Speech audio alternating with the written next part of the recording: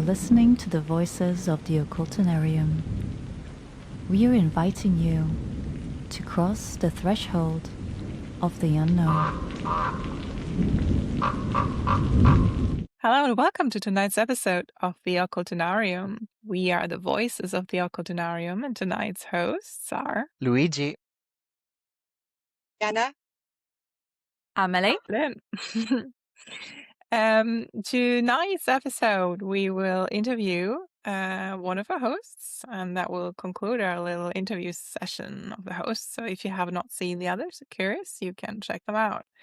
The honor tonight goes to Amelie. Are you ready for our very many questions? No, I'm an Talking a little Aquarius first- and I find personal questions very difficult. Please Dainty. make an effort. Don't only ask yes or no, please. You know what? We're just gonna poke all the holes in our little group, right? Because we have our little stereotypes that we like to call ourselves. We have Andriana the healer, Luigi the witch, and the shaman, and you are the vampire. Mhm. So my question, I mean, you don't have to don't tell us all the secrets, of course, that's, but why vampires? What's the fascination? What is it?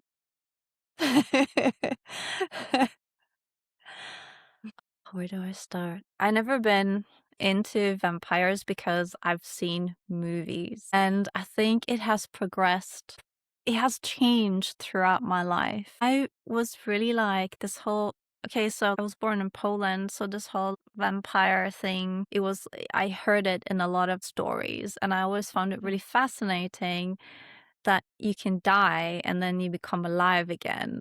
And somehow I felt like it was so rude that they try to keep them down, because if you're alive, why are you trying to keep them down? I just didn't really understand why to be so rude. But then obviously I was watching movies and reading books. I was really, really, really into reading Anne Rice books, specifically when I was in Paris for a little while when I was living there. I had a lot of time to myself, and because my school I was going to not like every day, but it was at the stop where Notre Dame was. Yeah, So yes, I used to, yes. to go there just before my classes started, and I Mhm. used to just go in there and read or just sit there. It's not Wow. because I'm not Christian or anything. Side note, I didn't realize that the Notre Dame was in Paris. I just didn't think. I was just really silly. I just didn't think, And so for the first class I just got off the station and I went up and I saw it in front of me and I was like, whoa, this is so crazy. And I kind of made it a thing. And, I went through the catacombs and all of that. And after that, it kind of waned off. I just felt, oh, it's so silly, it's just vampires. But I was fascinated. This whole thing of being alive forever and seeing what happens in the future has always been like my thing of interest. What will happen in a million years' time? I think that's one of the aspects. But I never took it too seriously. Obviously, I was always a little bit gothy and stuff. But I don't feel like it had anything to do with vampires specifically, but vampires have a very good taste in fashion and clothes, all this Victorian stuff, and Yeah. so it's very appealing. But yeah, I guess it's changed a little bit because I never seen this whole vampire thing as a spirituality thing. I thought it was just because I was fascinated with this whole life aspect and the fact that I also find them very vulnerable in a sense of they have this love for certain things, like this passion. And it's really, really sad, but it's very passionate at the same time. I must have been in my 30s. I was really sick and I was feeling really, really down. And I was thinking about a lot of spirituality and I was reading a lot of books and random things. And I just didn't understand, what do I believe in? Why doesn't anyone else believe or at least understand what it is in my head, I just could never find anyone or a book that spoke to me. The book found me basically. Randomly, it was the Ascension Bible, which is, I mean, it's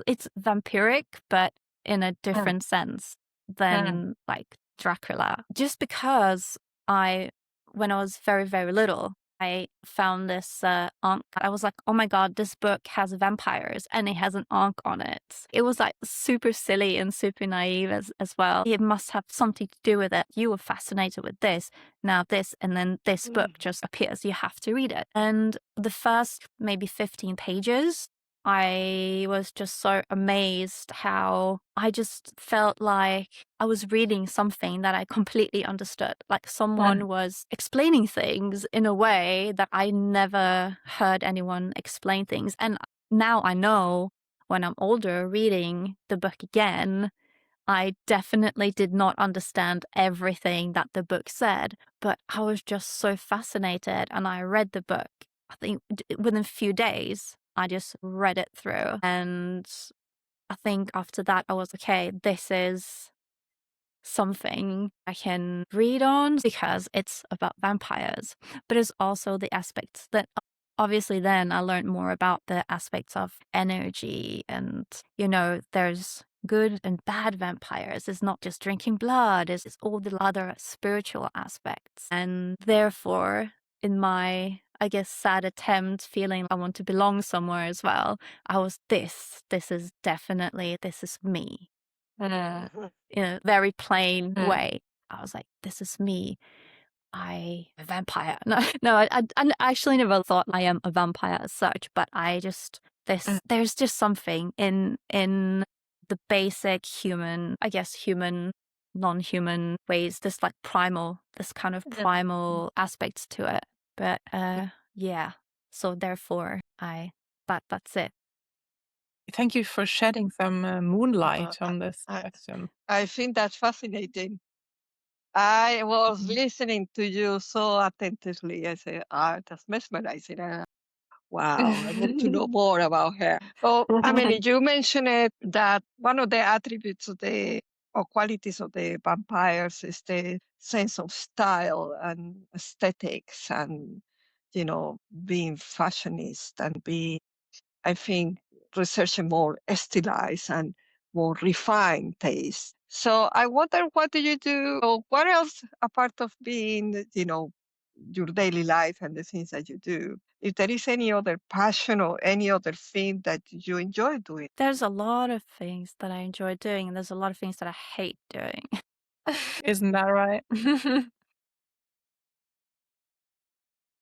I always been someone, I always like creating things since I was a child. I loved coloring books and then I loved sewing. I used to sew clothes for my dolls. It was very bad stitching, but I still did it. My grandma used to just leave me to it. I used to love dance and acting. My grandma wanted me to become an actress because she said that I was so dramatic and I was such a great dancer. And but obviously when you're a kid, it's so easy to like say this to kids. When I was a little bit older, I always pushed my mom to like be in groups and dance because I love dancing, but I was living in a very small town, so there was not that much. I did some jazz dancing and did some like gymnastics and stuff, but it wasn't, crazy. I did theater as well. Anything where I could just be a different character or fool around or maybe be in someone else's shoes. I really like that. And obviously when you grow up, then it gets a little bit more limited because then you have to go to school. But after my school, I decided to study fashion. So I've been sewing for many. And after that, I moved to London. And when you're in London, you don't really have time to do a lot of things. You don't have time or space. And sometimes I do regret that I moved to London because I didn't have time or space to be very creative. But at the same time, I experienced so many other things. So no regrets. I should not regret things. But in London, eventually, I found. So I was sick for a while. and I had to have surgery, right? And my surgery was they had to cut through my abdominal. And my friend was really into like belly dancing. And at that time, she was like, whenever you get better, we should do belly dance together. But she liked to belly dance, the traditional belly dance. Yeah. And we were watching a lot of like YouTube videos, and I really like the tribal fusion style because I really like the whole arms and things. And, when I got better, I was kind of nagging her to do it with me, but Mhm. then it was just postponed. So I started dancing on my own. And then I lost her as a friend and gained loads of other friends. And I was dancing for many, many years. I was learning, performing and things. And I really liked that. But it's very full on because I didn't realize that it was that full on because it looked so easy, but it's just absolutely not. Mm. And I think like during the lockdowns, obviously we were not able to perform. Mhm. So that kind of stopped. So I was doing a lot of things at home, but it just fizzled out. It fizzled out. But during that time, because I had to do a lot of costume jewelry, I started doing jewelry because Wow. I had very small goals in my life. And one of the goals in my life, the highest goal in my life, was to live in Belsize Park in my own flat. It's just such a stupid goal. But I finally got, thank you, lockdown, for me personally, the fact that, the rents went down during the lockdowns. So I was able to move to this attic flat in Belsize Park, and I freaking loved it. And I think because the way the space was, it just made me feel very, very creative. Mhm. And there, I feel like I continued dancing and I started doing my jewelry, and I could do it day and night. I was just doing random things and I never stopped making jewelry. So I went from doing more costume stuff, costume jewelry for the dance, and then I always wanted to put in this spiritual aspect to it. So I started doing different Mm. beads and things. And now I've learned how to make silver jewelry as well.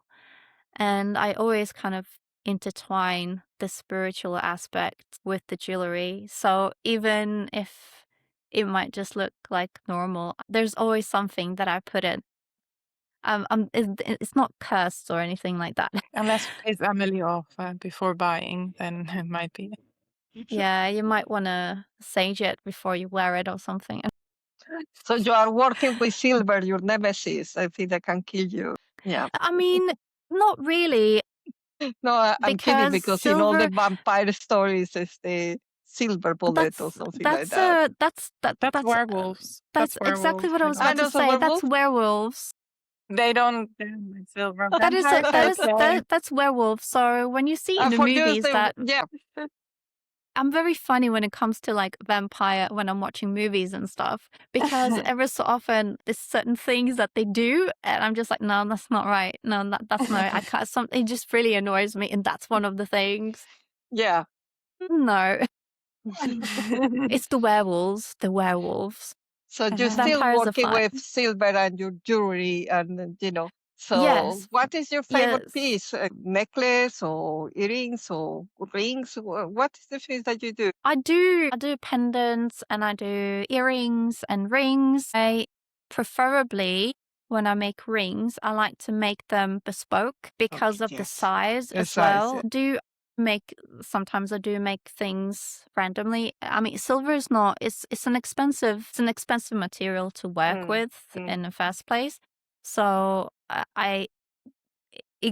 sometimes I get anxieties sometimes because, oh my God, if I mess this up, I mess this up. But that's something I have to work through it. You just have to believe in yourself and you just have to and do It's it. part of your creative process anyway. Yeah, I think you have to do it. And when you're in the zone, when you create something and you're really in it, it's almost someone else's. You kind of fall asleep and something else takes over your hands and you just do it. Yeah. And that it makes it like a meditation almost. Mhm. So sometimes some pieces more than others, sometimes I really feel like when I look at a finished piece, I feel like I did not do it. Like someone else did it. This ring that I normally wear, when I did this ring, It's beautiful. I was doing it for days. That's another thing. Like it takes time and Yeah. patience because you have to wait, and there's a lot of little aspects to it, Mm. which makes it that you have to be very precise and so into it. So it takes you to like the space of just like meditating, but also doing it. Mm. And you forget that you're doing it. And when you look at it, it's in a different stage. And I really love that. And the fact that I feel like I didn't really do this because I criticized myself very harshly. So if I was like, oh yeah, you did it, oh, it's not good enough, it's not good enough. But when you get into this space of disconnecting from that, it's much better. But also the reason why I like working with silver is because I find it's such a material that is alive in a way because of it oxidizes. Mm. And my mom, for example, she does not like, she's a gold person. She loves gold. But I really love how, you know, when you wear silver, it oxidizes in a way of how you wear it. If you leave it, it will oxidize differently, you know, and you can polish it up if you want to. There's just so many, it's just such a interesting material in itself. Feel like organic, isn't it? Like alive. Yes, it feels Mm. alive. And yeah, I find it really fascinating. And also the aspects of it purifies. Yes, it So is. it's an antiseptic as well. Yes, So it's a yes. really interesting material as such. You can use it for so many different things. But yeah, I Thank you. think creativity is a important aspect of my life, no matter what it is. Thank you, Amelie. Thank you. Amelie, I have a complicated question for you. Oh dear. I don't even I know how wouldn't to phrase expect it. less. Thank you. I don't even know how to phrase you properly, but basically, I obviously throughout the years have experienced you as a devotee of the shadow and or darkness. I won't put any labels to it, but it's just things that come to mind when I reflect on our conversation or our interactions, and even when it comes to mind, like, oh, let me think about Amelie, and then the colors that come through are usually purple and black, and usually those mysterious colors. So I wonder if you're able to tell us in your own words, what is your view of the shadow and or darkness, either as principles or archetypes or myths or beliefs and so forth, in your view and in your experience? What is your view of them, and what do they represent for you in your life? That's interesting. Never really thought about that, maybe. I have a feeling that maybe my view is slightly different because I do feel I'm misunderstood many times because when people think about darker aspect of something dark, they think it's something that is evil, that is bad, and that is almost destructive in a way, and something that wants to destroy something that is good in a way, or something that is imposing. I don't see it that way at all. For me, the darker aspects is more like Luigi mentioned when he was doing it's like the trauma. The trauma in me has maybe made me very not negative, maybe realistic, or maybe see things in a different way. And to me, when something has darker aspects, it means that it has an honesty. I find it honest, straightforward, without frills, something that is not trying to hide because it wants to please other people.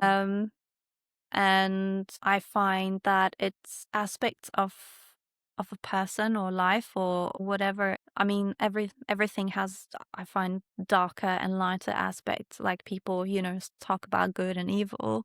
I just find that the darkness or the shadow, like when people talk about shadow work, for example, it's not about uncovering, the bad things about yourself. It's not about uncovering these addictions, or it's not about being decadent and just evil and just burn your life very quickly and just like Bite an apple.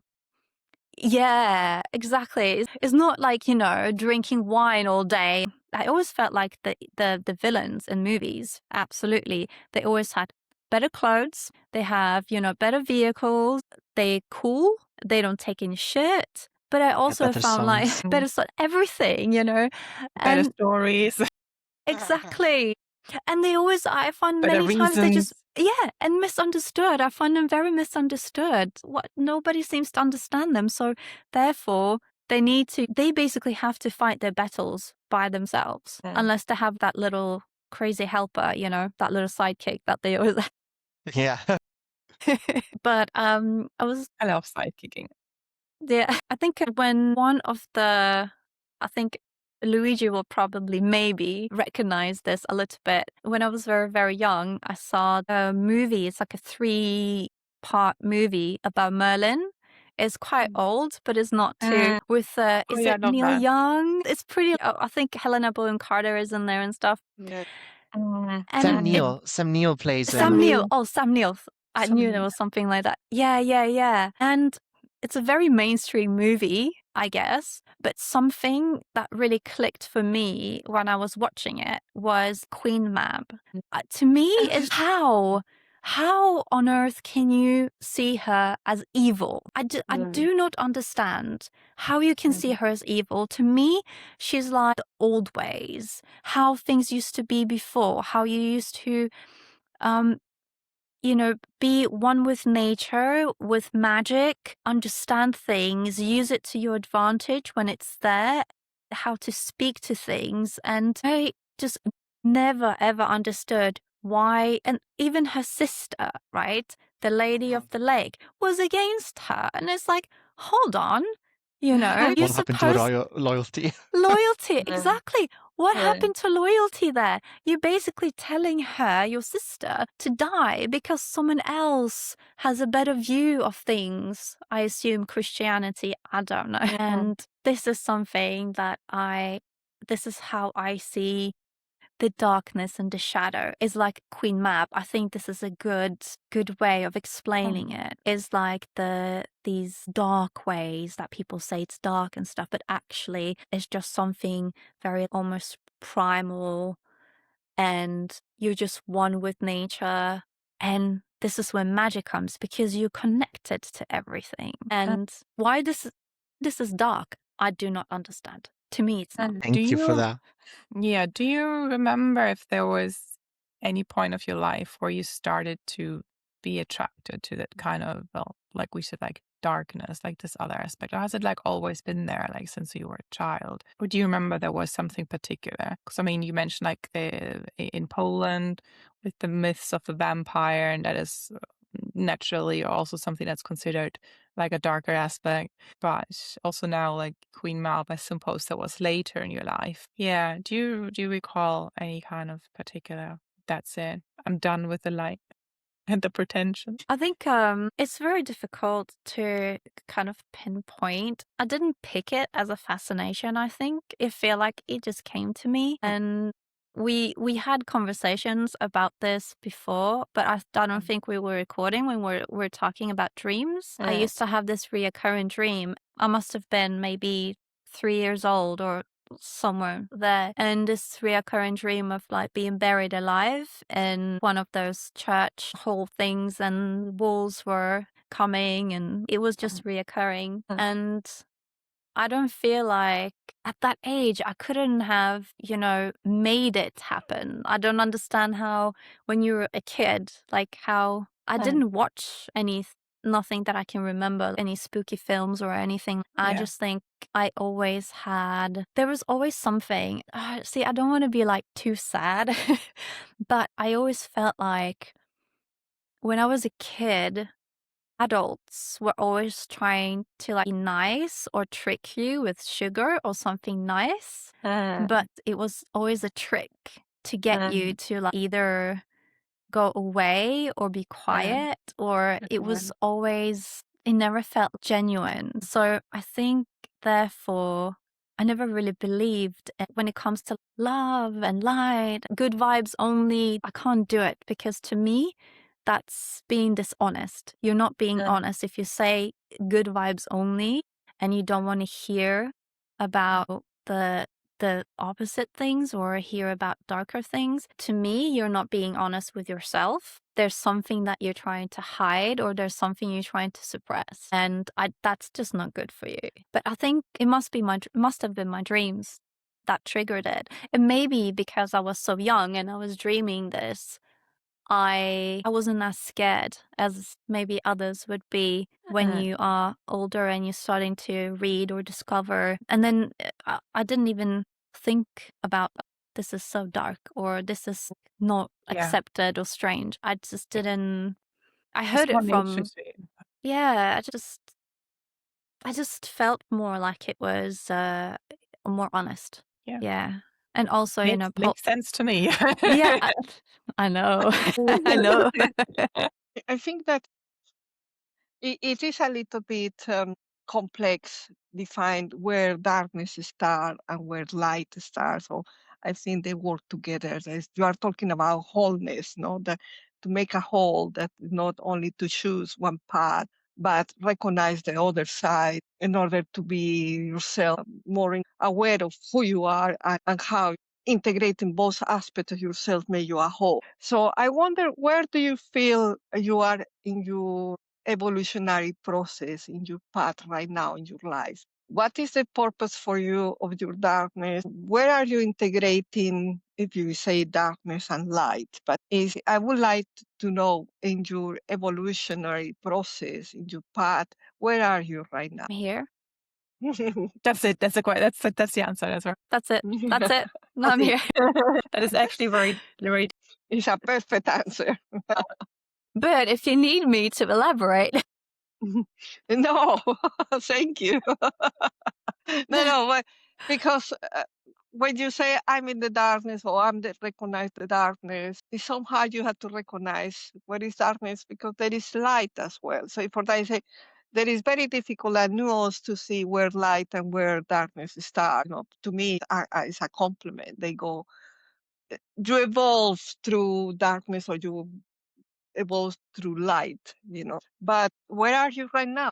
What is the things that motivate you? What is the thing that you are going ahead? What is the thing that you are looking for? I've been resolving a lot of trauma of things that I have been through and suppressed for a very long time, I think. I don't want to get too deep or too, it's not a sad story or anything, but I think it's a process of getting to know yourself and not knowing yourself just by, this is me because I wear this and I like this music and this image thing. Getting to know yourself on a level and realizing that, you know, there are certain things that you've been through and putting yourself through this kind of emotion again to understand why and maybe even understand others that would have been through something similar, or understanding, you know, sometimes when some people go through something, they feel angry or they just suppress it, so they go the opposite instead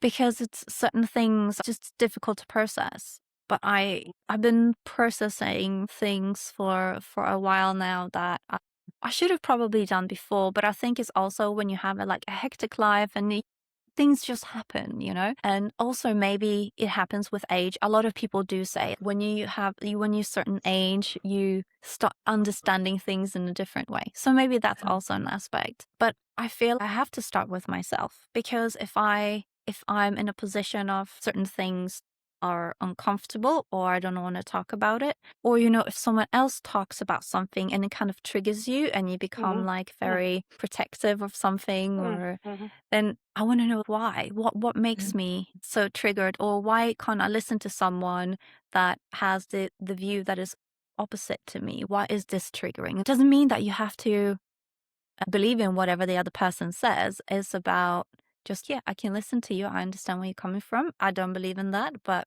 that was interesting, you know? And I don't know. It's almost like I really hate the word empath. I really do, because it's very misused. But I find that going through this and kind of unlocking these little traumas and these little things makes me easier kind of put myself into other people's shoes and understanding them, where they're coming from, and understanding where they might need, I wouldn't say help, because I'm not there.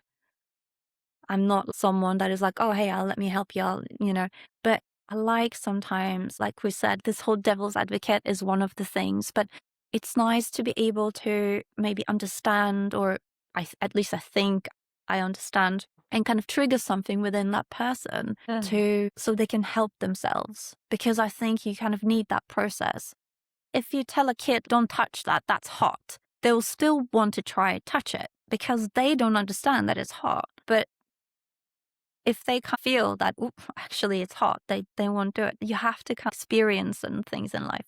I think it's not like I planned this to be like a purpose for me, but I really find that there are people, when you feel like you're not a part of anything, there's not you just don't feel understood at all. And it's so nice to maybe talk to someone that understands at least one aspect of something. And it just kind of like makes it easier to process. I'm not like Adriana, that I'm a healer or anything like that, but I do have an interest in people, interests me, and observing people when I'm having a coffee is one of my favorite things to do, like people watching and stuff like that. I'm weird like that. No, but I want to tell you one thing that I had not probably, I think I had mentioned it to you a few times, but probably not in the right way, maybe. But since I met you, the first time I saw you, and we sat down to do the tarot cards, you had an impact in my life. I want to say thank you to you, because I have learned a lot about myself through you, and to accept my darkness and to accept my shadows and to enjoy them, to be honest. And that you did to me. And in that day, we have a conversation, and you were talking about the darkness and the evil and the thing like that, that you consider yourself, you were in the dark. For me, it was an inspiration and like a healing moment, that I said to you, no, thank you, because through your darkness, you work for the light. You bring light to people, and you open a little key in myself to say to myself, I am allowed to be and to enjoy the darkness. And it has been great. It has been very liberating. So thank you, Amelie. Thank you. You're welcome. My pleasure. Yeah, that's really wonderful. Like, because things like that doesn't often come. No. People just they get the input and then they live your life. So that was actually very lovely to hear. Testament to Now your you just have to, skills. now you just have to accept Yes. the thing. The gratitude is. Yes. No, I I didn't know do that anything. means very little or to nothing to Amelie. But yeah, to me, No, it I has just been feel a like I plus didn't in my do life. anything. Yeah, but that's it. It's like the catalyst. I think we've talked about this as well in somewhere, but like being like a catalyst, The catalyst, yeah. in a way, just by being, and then people processing through you, and that's actually like a big thing, without you really thinking you're doing anything, but it's just you, the way that you are, Yeah. and that your energy The acts impact that you can have on people. without you consciously doing something. You're just doing something. I'm not trying to be rude to people or anything, but if there's something, I think it just comes out. If there's something here that I feel that I just have to say it in a way, and I always try to say things nicest way possible. But if it's something I need to say, I just say it. Yeah. Because it has to come out. It's a great service. Although some people will think it's a disservice, it's a great service to the world. But maybe in a couple of years' time, they're like, oh, Amelie said, oh. For sure. Revelation. Yeah. So thank you for that, Amelie. My question now for you, which might be less impacting as the one that Adriana gave you just now, but I want to ask you, in whatever level you're comfortable sharing, if there's been one or more if you want, but at least one moment in your life where your this or your craft or your spirituality, whatever name you want to assign to what makes you magically you, if there's been any time in your life that that aspect of yourself, that aspect of your life, that beauty of your life has changed your life, ideally for the better, ideally for good, but it doesn't have to.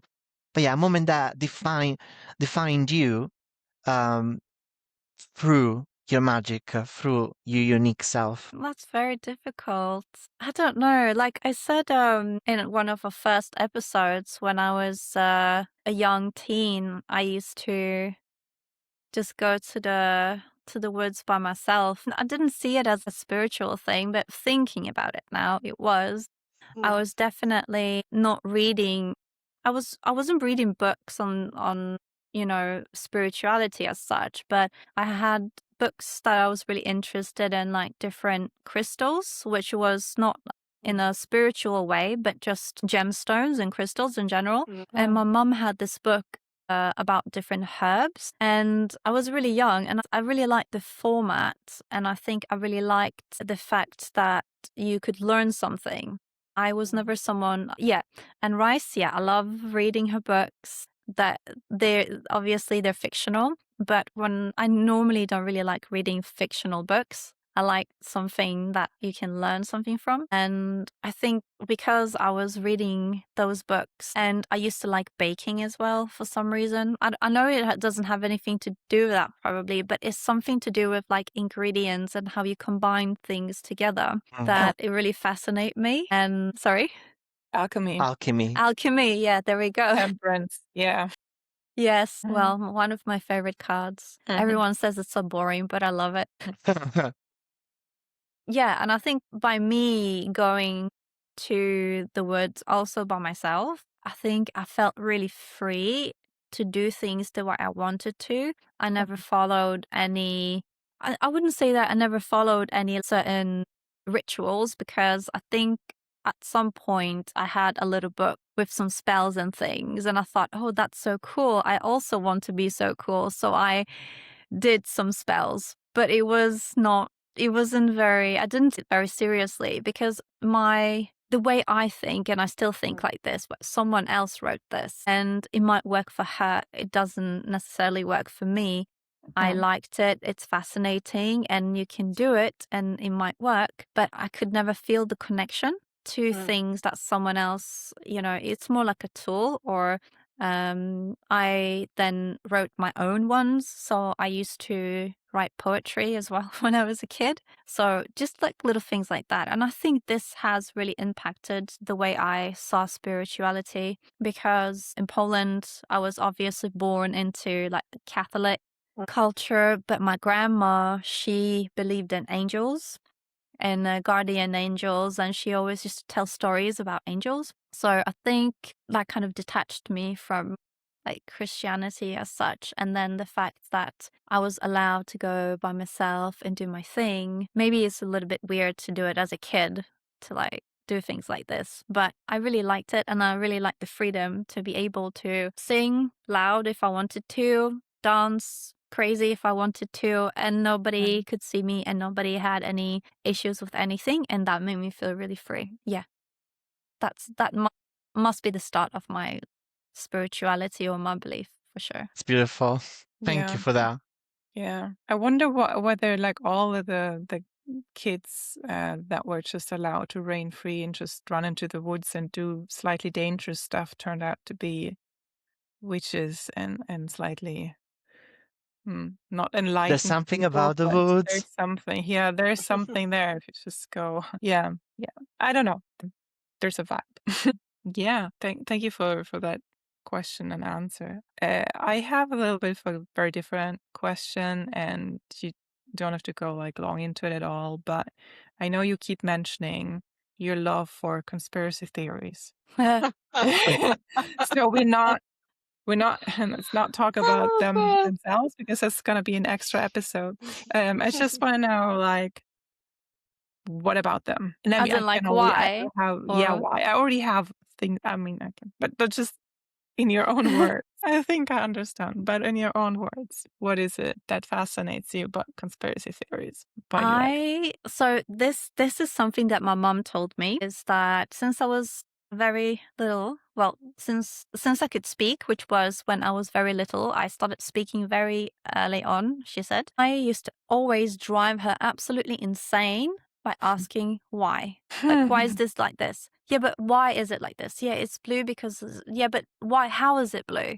I always question things constantly. And I think what I really like why I like conspiracy theories is because it's a why to something that, you know, the world is, you know, this is how it is. You know, let's I'm not saying that I believe in everything, but I really love the different aspects and the rabbit holes.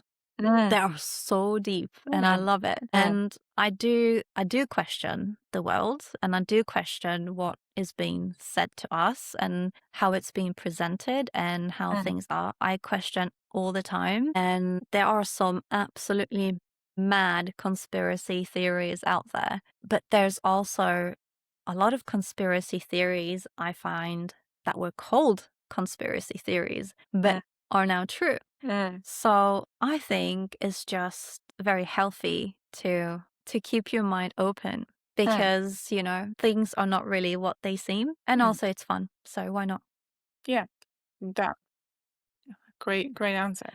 Makes a lot Yeah. of sense. I'm not going to go into any conspiracy No. theories. I will pass out. Yeah, you will. Thank you for that. Thank you.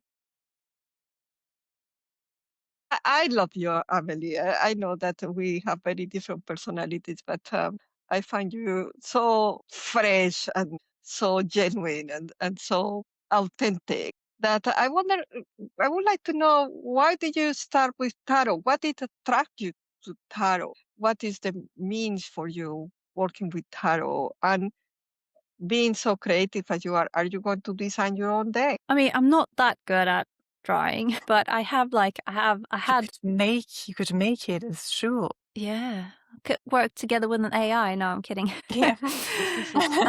I do have half a deck that it's kind of I was doing, but it's one of those, you know, when you use like old non-copyrighted paintings. I know that there's few decks out there like this, but I never feel like they are picking the picture I find would go with that card. So I started doing my own, but then I realized that I did it in the wrong like aspects. So I have to like redo the format. And so I just stopped it because it just got too boring. But maybe one day I'll, you know, do that. I have done the Thoth deck. I redone it, but I haven't like done the actual deck. I just done a different layout because I really didn't like the white borders. I find it so distracting, so I did them burgundy instead. So it just feels like nice and warm and old.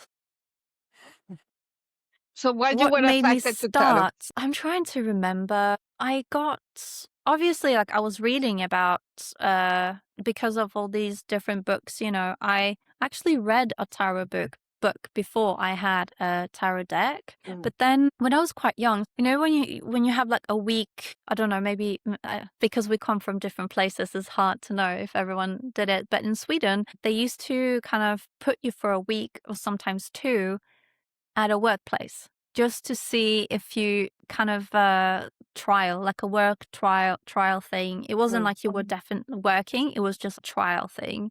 And you could pick whatever place you wanted. And there was this spiritual, like the woo-woo shop, of the town, basically.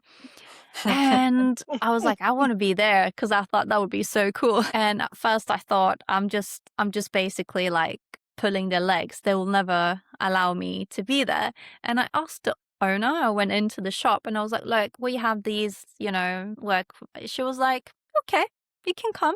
She was fine with it. And I went there and I was there for a week or 2 weeks. I'm not really sure, but doesn't really matter. And she had everything in that shop, everything, the biggest woo-woo shop you can think of. Obviously, she had Amazing. tarot cards there and everything. And she herself was very spiritual. She really loved the Native American spirits.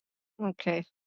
And she had a lot of friends as well who used to come in there, mediums and woo-woo people used to come in, have coffee with her, and it was the best place to spend your Work day at. experience. It was great. I loved it. And she was a character, super, super nice woman. And Obviously I was really into vampires, right? So obviously I told her I'm really into vampires, and she was like, "Oh, I have a tarot deck that you might like. There's vampires." So she had a book of different, because obviously they had to like order things into the shop. Showed me this book. She flicked through, and there was like this deck with vampires in it. I was like, oh, I want one. So she specifically ordered it for me. I think my mom has it somewhere. I'm not sure. But it's out of print, but it's still around. And yeah, I really loved it because there were vampires on it. I don't know if it's like the best deck ever, but it's interesting. Then I did get like the Smith deck as well, but it was mainly with this vampire tarot that I just loved it. I was like, tarot, vampires, and it just felt so cool. But at the same time, I had no idea what I was doing. I was just like winging it because I couldn't find proper books. Like there was books, but I just never like reading. I don't know. I'm still a little bit like that. Just reading a book and it says, okay, this card means this and this and this. I find books are much better now. And I think this is why I like the Thoth deck, because there's more about symbols. So there's more what the symbols is, rather than this card is a woman that is sad. So if you get this card, you're going to be sad and lonely. Like I don't like these kind of books. And most of them were like that. So I kind of made up my own thing. But obviously now I've been reading more. So it was a vampire tarot deck that got me into tarot. Naturally. Naturally. Couldn't have been anything else. I am not surprised at all. It's kind of At least lame, but there is it's true. consistency through all your That is- life. yeah, Yes, consistency it's is fantastic. a ritual. It's an It's intrinsic style, it's a vein. Yes. It's a vein. Yes, pulsating and alive. It's seductive, very seductive. Yeah. Thank you, dear. Amelie, I have a last question for you. I was going to ask you if you've always practiced your spirituality alone. Yes. Very End of the interview. Exactly, end of interview. Bang. I Mic have Drop. Yes. I have always practiced everything by myself and alone. And it's not because I want to be alone. I feel like I have not found a place, a group. Because obviously when there's a group, you have to submit to something that you probably maybe are not really 100% on board with.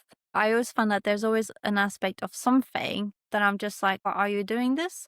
And also if you question people, I'm sure that they don't like it because it's their group. So you can't like, excuse me, I don't want to do this because I don't. And it's like spirituality. So I don't want to do something just out of doing it. I don't know. It's just really weird. I used to have a friend that she was really into like witches. So I have read the Wiccan Bible as well when I was younger. And she was like really into like witchcraft and stuff. She liked doing potions, and that's basically it. I always find it more potent when I'm by myself.